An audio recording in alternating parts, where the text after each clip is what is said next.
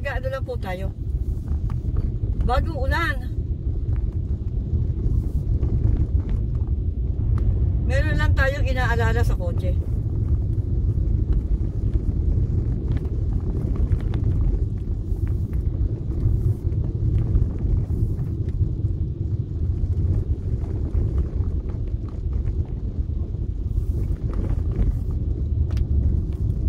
Meron tayong inaalala sa kotse.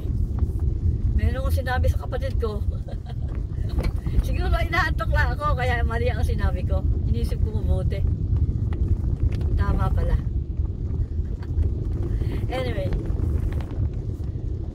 How are you?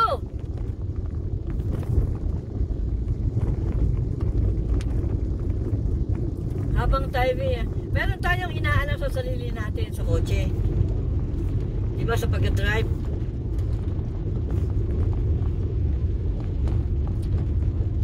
Tignan ko mabuti yung hobby ko kanina.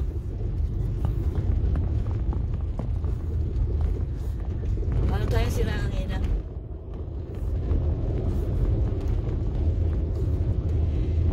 Take it easy. Teka, saan ba tayo pupunta?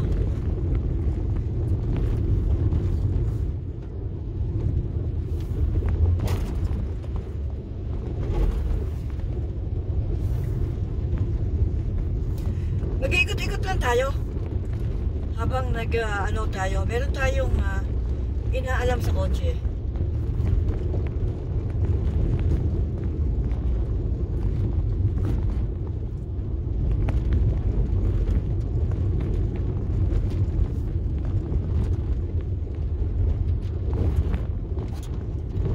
Punta nga tayo dito sa ano to, kadugtong to ito ng ng Tulkipin. Yan, punta tayo sa Tulkipin. Ano po ito? Wildlife area. Sabi ng hobby ko, wildlife area to.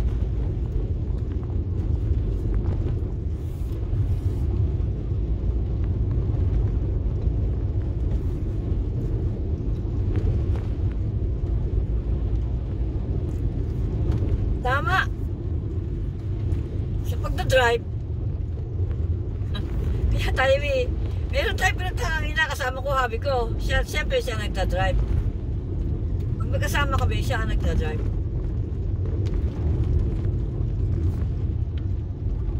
So may sinabi ako sa kapatid ko na mali ang aking sinabi. Naaaring tayo inaantok lang kagabi. Kaya sinigurado ko na upo ako ngayon dito sa Manibela para malaman ko kung ano yung ginagawa ko.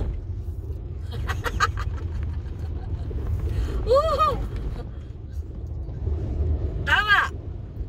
Ang paa, pag automatic ang kotse, ay your foot is always on the right. Gas or brake, one foot. Right foot.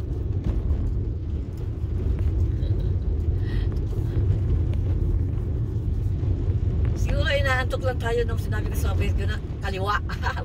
Kaya ito, nagdadrive tayo ngayon para ko lang malaman. Tara nga! Teka, ingat tayo dito. Kasi tayo nabalahaw tayo dito minsan. Hindi tayo gagawin doon. Ano doon? Inaano natin yung ng Tulkipin. Teka, saan ka tayo kasi baka ako'y mabalaho dito. Nabalaho na ako dati dito eh.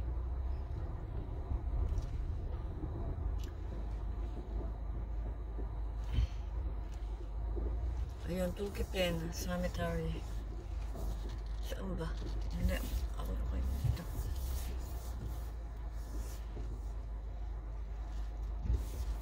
Dito tayo magbali over na.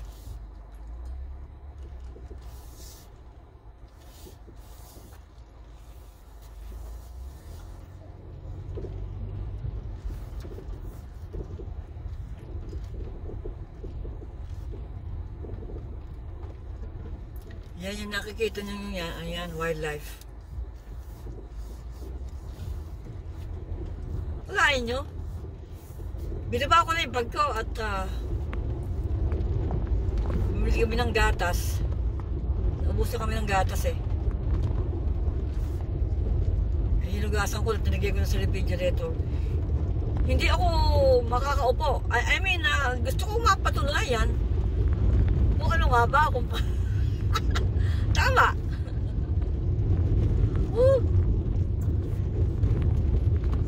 Kala ko mali yung ginagawa ko sa pagmamaneho. I'm doing good. Kahit sabihin na tayo nagdadrive lang naman tayo palagi sa driving in this dirt. Saka sa in town. Pero siyempre kailangan nating maging hustler sa pagmamaneho. Kasi I love to drive.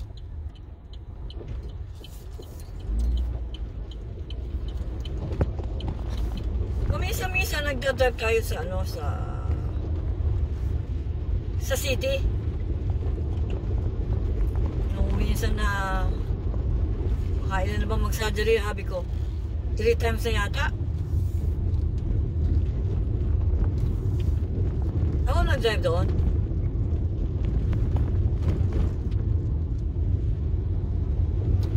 So far so good. Problema ko lang sa pagka-drive, my beautiful friends and subscriber, my only problem is the winding road. Nagme-minor tayo doon.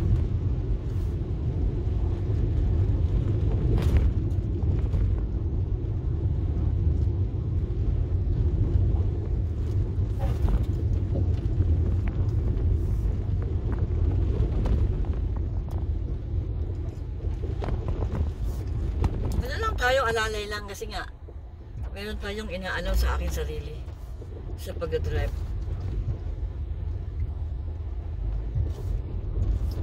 Yung diretso na yun, Tulkipin yun. Ngayon, andito tayo ngayon sa Rock Creek Road. Ayan. Noong una, nalilito tayo sa mga street.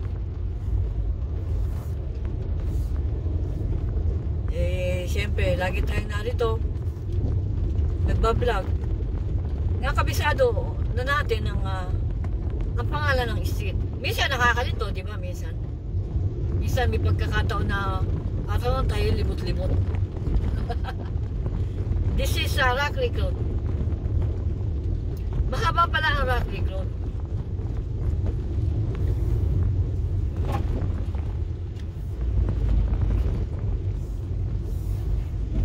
So yung aking iniisip, the one I am thinking,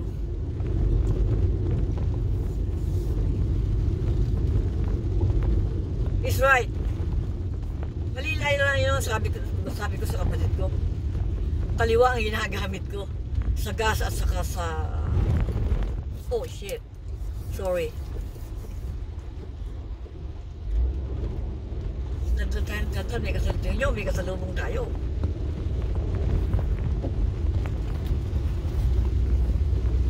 Natakot ako doon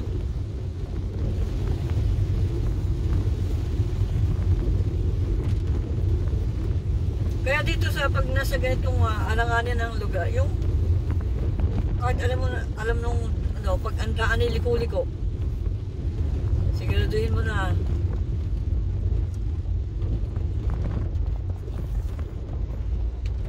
ikaw ay andoon ka sa linya mo.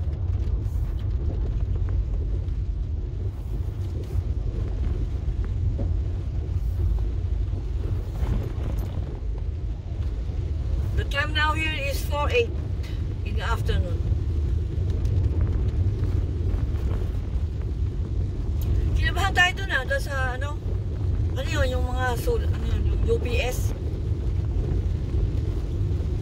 yung mga package.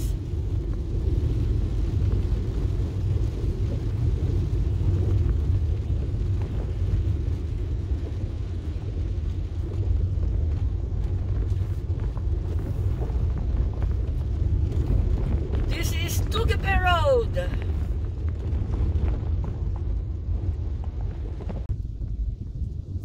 Ayan.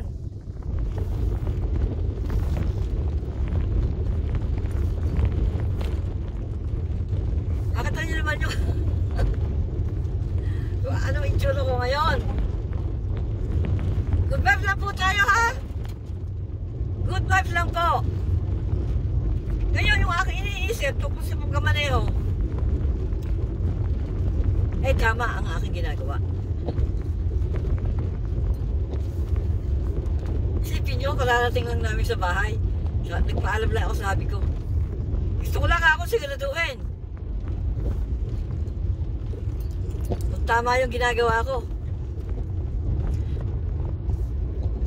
Diretso pa tayo din eh. Nakakailang minuto na ba tayo?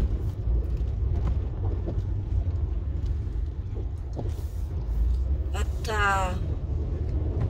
ito po yung ano eh, yung lugar.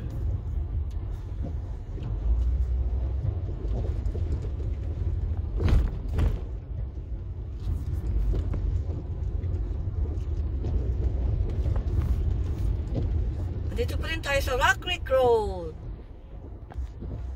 Ayan.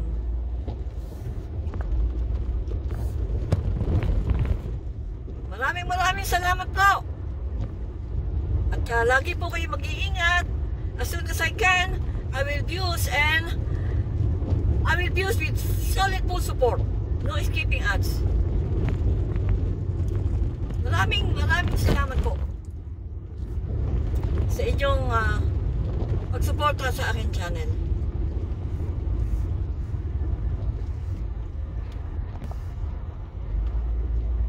Thank you so much. Thank you guys for watching. Take it easy, guys.